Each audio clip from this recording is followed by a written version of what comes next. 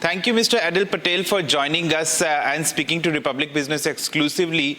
Without wasting much time, let me begin by asking you a first important question. We know that there was a security breach that happened yesterday with India's largest exchange platform, WazirX. Can you just take our viewers that what exactly happened, and if you can just make it if you can just simplify it for our viewers? Absolutely, Rajat. Thanks a lot for having me here. So, WazirX is one of India's largest crypto exchanges, and crypto exchanges are slightly different from the typical stock exchanges that we have. In stock exchanges, the exchange does the job of the order placing, order tracking, and so on and so forth, but the assets are stored in a demat account on NSDL CDSL. The same thing actually doesn't happen in a crypto exchange. In a crypto exchange, the orders, the order placing, order settlement, all of that, along with custody of your assets, stay on the crypto exchange. So in this case, WazirX had custody of their assets, and they total custody about $500 million, $500 million worth of assets today. As of their June report, there is something called as a proof of reserves report that they give out, where they declare publicly what is the total assets that they have, and they declared in June that they have about $500 million worth of assets. And those assets are stored in something called as cold wallets, which are, you can think of it as vaults, where crypto assets can be digitally stored.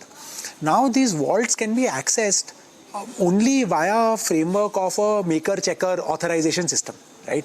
So just like how you would go to your bank, and in a bank, when someone initiates a transaction, someone else needs to approve.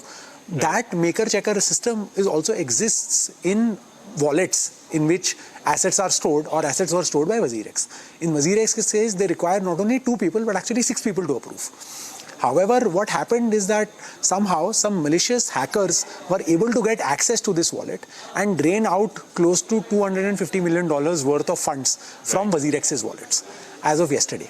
They drained out these funds in the format of various different crypto assets like Ethereum, like Bitcoin, like Shiba Inu, and so on and so forth. And since then have moved on to now trade these assets on decentralized exchanges so that they can move these money away.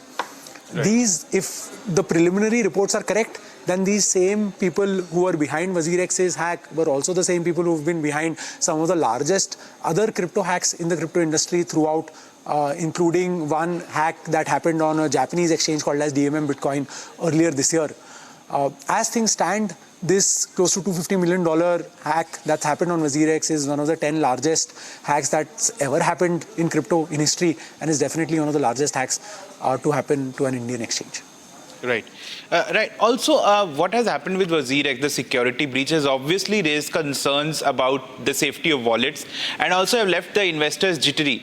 What are the protocols that need to be followed to keep these assets safe in wallets? What are the protocols that the companies need to follow, Mr. Patel? Correct. So there are numerous ways in which these custodians can choose to custody their assets. And one very secure manner in which exchanges choose to custody is in the format in which WazirX did, which is use a multi-signature wallet, which is that any transactions in and out require multiple people to approve.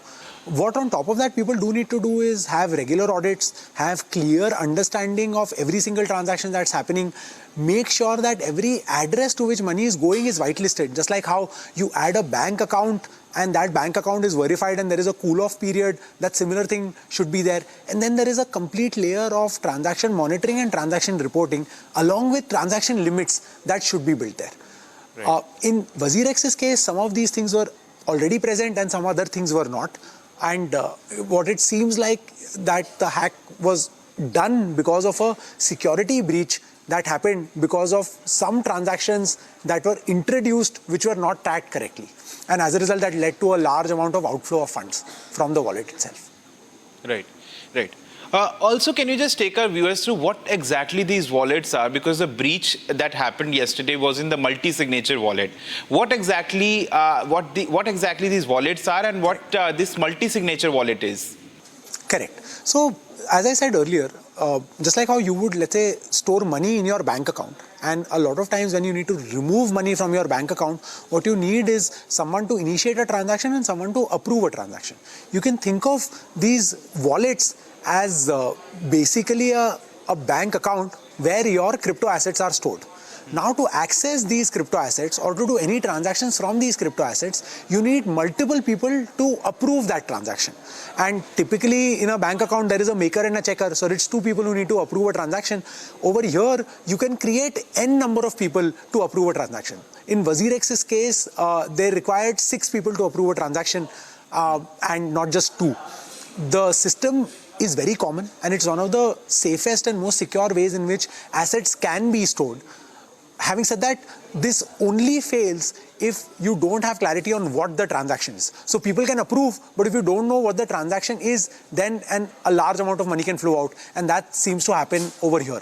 Like it's just like someone had approved a transaction without having clarity on what exactly the transaction was. That's what seems to have happened. Right. Right. And also to evade these kind of incidents, these kind of security breaches, what according to you, why compliance and audit is important to evade these kind of security breaches to be happening in the future? So I actually think that compliance and auditing is one of the most important things that crypto platforms, or for that matter, any platform that's handling people's funds, should follow. It's basically a fiduciary responsibility where the platform needs to take care of their users' funds and make sure that those funds are safe and secure and audited always. There are a few things that platforms can do to do it. I think it starts off by having a very clear, near real-time audit of what the accounts are and how is the money moving and what is the differences, and if there is a large amount of money that's going out, why did it go out? Second, that needs to happen over there is there needs to be some format of a limits framework that says that, okay, only so much amount can move out and not more than that, because that will automatically reduce the amount of error that can happen and the amount of as such potential loss that can happen. The third thing that needs to happen is that very strong cyber security practices need to be followed to make sure that only the correct people have access to these wallets and only the correct people can do transactions, and the transactions are very clearly known. And lastly, and I think actually fairly more importantly, there needs to be regular third-party external audits also, because these external audits give you a feedback loop and give you a way of correcting your system again and again and again in case something goes wrong. See, in the crypto world, because these transactions can be very large and in a single transaction, a large amount of money can be moved. If you don't keep these checks in place, then these kind of errors or these kind of hacks are almost inevitable, because it's really, really hard to make sure that everything is controlled. So typically what other platforms also follow is that they store these assets with insured custodians who actually also offer some format of an insurance in case something goes wrong with these transactions. And I think that's one of the things that was missing in this scenario. Right, right. And since we talked about a lot about the security breach, let me take this opportunity to ask you what are the steps that Mudrex follow to evade these kind of incidents and to ensure the safety of the investors and safety of the wallets? Correct. Mudrex is India's largest crypto investing platform. We are a platform that caters to users not only in India but also in Europe. And we are a regulated, I will rephrase that. Mudrex is India's largest crypto investing platform. We are not only registered in India as a crypto service provider, but also registered in the EU as a crypto service provider. And as a result, we need to follow a very large standard of security practices. There are a bunch of things that we do that are important. The first thing that we do is that our funds are always stored with insured custodians. These insured custodians make sure that the funds can be accessed only by a limited set of folks, and those funds can also, in case of a breach, get some kind of relief, so that users' funds are always secure and always maintained. So that is one. The second thing is that we make sure that access to these accounts or access to the API keys or access to any kind of tech-based information for these accounts is extremely limited, and that keeps on rotating and changing automatically. The third thing that we try and make sure is that at a user level, every user needs to do multiple factor authentication. So you need to verify every transaction with your OTP on your email, you need to verify it with an OTP on your phone, and you need to make sure that the transaction that you're sending out goes out only to whitelisted addresses that you have added with your own consciousness. And lastly, we've built a very, very robust infrastructure around limits. And all of these are actually practices that are not new. every single bank in the country follows these practices. Like for example, if you go to your bank will allow you to transfer funds only to registered beneficiaries. They will allow you to transfer funds only after you've put in your OTP. There is a limit to the amount of funds that you can transfer in a single day, in a single transaction, and so on and so forth. And we wanted to make sure that we're able to replicate all the bank level security that we can at our platform as well, so that our users' funds are always safe, always secure, and always available. In fact, it's only because of this that Mudrex is the only platform in India that is able to allow users to deposit crypto, withdraw crypto, deposit fiat, withdraw fiat at all points in time, always available. And that's not something that everyone else can do. Right. We've been able to do this because we've invested a lot in security over the last 5-6 years and have been continuing to grow that business out. Mr. Patel, after this incident, one thing is sure that investors are jittery and there is obviously concerns about the safety of their money and the safety of the wallets. What, according to you, investors should do now? So I think investors, first and foremost, should stay calm and get a very clear understanding of exactly what has happened. It is still very early in this particular incident, and more details are coming out as things progress. I'm sure the team at WazirX will take care of their users and try and make sure that they can make them whole as much as they can. And as a result, what users should then do is just make sure that they are very clearly in tune with all the official communications. The second thing that users should do is make sure that they don't panic, because in periods like this, what very commonly happens is that a lot of scammers also get activated and they start pushing out illegitimate or probably fake news or incorrect news that causes a lot of people to lose more money. So that's the second thing that I would recommend that people do. And the third thing that I would recommend people do is that for everyone who is holding their assets on platforms that are not, let's say, registered with the FIU in India or are not regulated, should move their assets to regulated platforms and platforms that have been around for a time, who are able to manage these funds well, so that the security of their assets remains. Right. And the last question, Mr. Patel, since we are talking just a few days ahead of the union budget when it's going to be presented on 23rd of July, let me take this opportunity. What are the top expectations of the crypto currency industry that they have from this union budget? Yeah.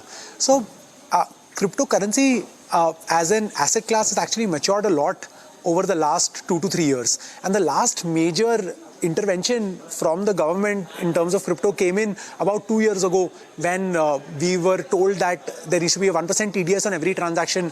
The profits and losses in crypto don't get offsetted, and users need to pay 30% tax on their crypto transactions. To be honest, the intent of those was to understand the industry better, to understand the ecosystem better, and also to safeguard users' funds and safeguard the common man from being scammed, because crypto at the end of the day is a risky asset. Not everyone should be investing in it, and if you're investing in it, you need to make sure that you understand what you're doing. Over the last 2-3 years, the industry has now matured. There is now a body called as the FIU, where crypto companies need to register with. There is a global understanding around how regulations need to work. So what has happened is that although there is a maturity that has come to the ecosystem, the stringentness on transactions still remains. So the expectation of the crypto industry as such from the union budget is that this clause, the 1% TDS that has been implemented, which is a very harsh clause, gets removed. The reason why we say that is because there have been numerous studies now, and the best one that has been done by the Nalsar Law University and Trilegal, which is a large legal firm in the country, saying that this 1% TDS has actually not only led to transactions being reduced, but has effectively led to almost a 2,300 crore worth of loss to the ex-cashier. Because of the high TDS, Indian users have chosen to go out of the country and trade on platforms that are not registered in India. And also because of the high TDS, the amount of transactions that could have happened have not happened. And as a result, the industry is not grown to the extent that it could. So our expectations as the industry is that this TDS number gets relooked, and maybe the government can open the system up so that Indian users continue to invest on Indian platforms and help grow the ecosystem in the country. Thank you, Mr. Patel. Thank you for sparing time out for Republic Business and speaking to us. Thanks a lot. Thanks a lot, Rajat. Thanks a lot for having me here as well.